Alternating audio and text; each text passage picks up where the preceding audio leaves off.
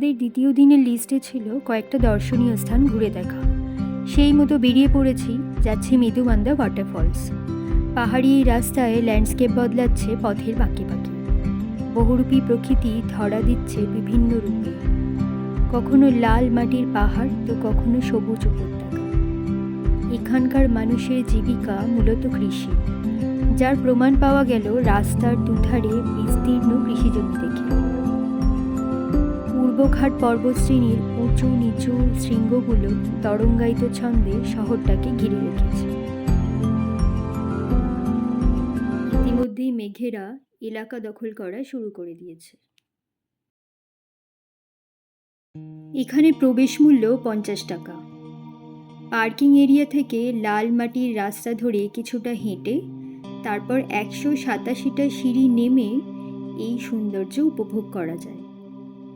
দারিংবাড়ি থেকে 16 কিমি দূরে অবস্থিত এই ওয়াটারফলস অকাল বৃষ্টিতে পূর্ণরূপে ধরা দিয়েছে। উড়িষ্যার সবচেয়ে দর্শনীয় জলপ্রপাতগুলোর মধ্যে এটি অন্যতম। এখানে পিকনিকও করা যায়।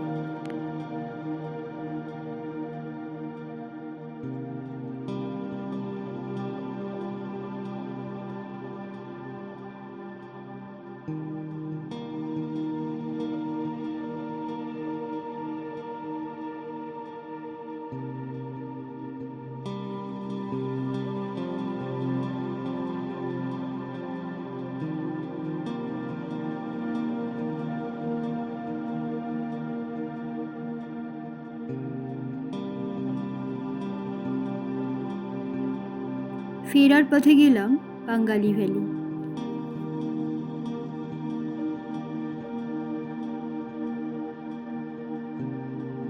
যেহেতু আমাদের হোটেলে কোনো ফুডিংয়ের অ্যারেঞ্জমেন্ট ছিল না, তাই আমরা যাচ্ছিলাম পাশের একটা হোটেলে লাঞ্চ, ব্রেকফাস্ট আর ডিনার করার জন্য। তো এই দিনের লাঞ্চে এই শালপাতায় এই আয়োজন, শালপাতা আর মাটির বাসনে এই যে আয়োজন, আর এই খাবারের স্বাদ ছিল অসাধারণ। পরে আমরা গেছিলাম হিল ভিউ পার্কে। এখানে একটা আন্ডার কনস্ট্রাকশন ভিউ পয়েন্ট তৈরি হচ্ছিল, যদিও সেটা পাবলিকের জন্য তখনও ওপেন হয়নি, কিন্তু আমরা চলে গেছিলাম ওই কনস্ট্রাকশনের দোতলায়। বিকেলের এই পড়ন্ত রোদে একদিকে দেখলাম পাইনের জঙ্গল আর একদিকে সুবিস্তীর্ণ ভ্যালি। পরে আমরা গেছিলাম লাভার্স পয়েন্টে। এই জায়গাটা পিকনিক স্পট হিসেবে খুব পরিচিত।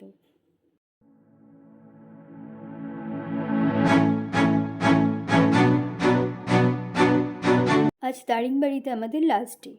কাল যাব গোপালপুর। তবে আমরা আসার সময় যে শর্ট রুট ধরে এসেছিলাম, এবারে আর সেই রাস্তা দিয়ে যাব না। এবারে যাব লং রুট দিয়ে, যেখানে আমাদের 200 কিলোমিটার বেশি ট্র্যাভেল করতে হবে, কিন্তু রাস্তায় পড়বে অনেকগুলো স্পট। আপনাদের সাথেও শেয়ার করব। তো আজ আসি, কাল দেখা হবে আবার নতুন গল্পের সাথে।